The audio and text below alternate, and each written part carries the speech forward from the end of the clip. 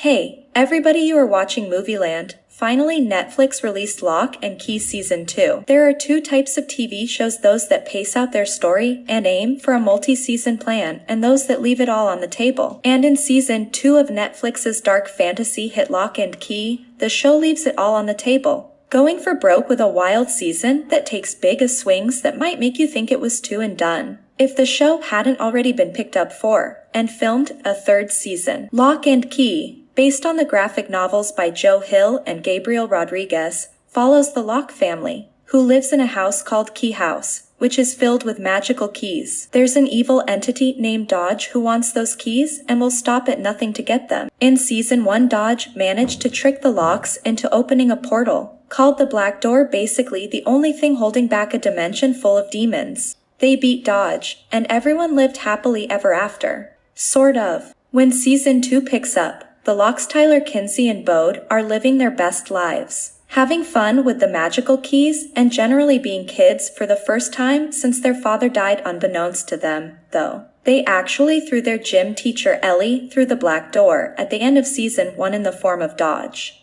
Meanwhile, Dodge is roaming free in the form of Gabe, who has teamed up with another demon who infected the Locke's frenemy Eden. Sound complicated? It is, a little bit. But the series does a bang-up job of easing you back into the world and organically weaving the info you need to know into the character dialogue and motivations. Even though you should watch the first season, if you missed it, you can jump right in with the first episode of Season 2 and get caught up immediately. That in and of itself is a little triumph. Some fans of the comics criticized the series for streamlining the narrative created by Hill and Rodriguez for TV. In Season 2, that becomes a feature, rather than a bug, allowing for a show that welcomes new fans while not alienating fans of the source material. And in fact, what elevates Season 2 of the series is that with the exposition out of the way, we know what the magical keys are. The Locke kids know how to use them, and the demons have a plan to enact right from the start. We're able to jump right into the action and get rolling.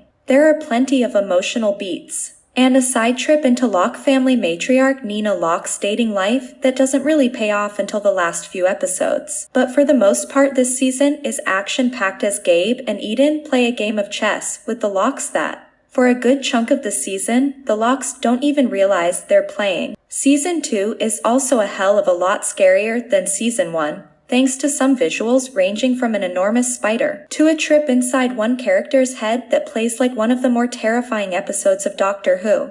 That's also thanks to the wickedly delightful performances by Griffin Gluck and Halia Jones. The Gabe is Dodge reveal was saved until the very last second in Season 1. And with that out of the way, Gluck is able to chew up the scenery with deliciously diabolical double-sided line readings during a film premiere where Bode, laughing, tells Gabe that he'll have to kill him in the sequel. For example, Gluck's reaction is priceless, and Jones Eden makes a fantastic foil for Gabe while leaning into more comedic evil, though she can be vicious and has mastered the sly smile any good villain needs to have. The show revels in putting Eden into the worst, most embarrassing situations for a murderous demon possible. Jones relishes in it and plays these moments to the hilt. That's not to ignore the Locke kids, who have standout arcs throughout the season. Most of the emotional work is layered on Connor Jessup and Amelia Jones, as Tyler grapples with impending adulthood, and Kinsey is torn between her boyfriend Gabe and earnest filmmaker Scott. Scott, meanwhile, continues to make Bode the bright,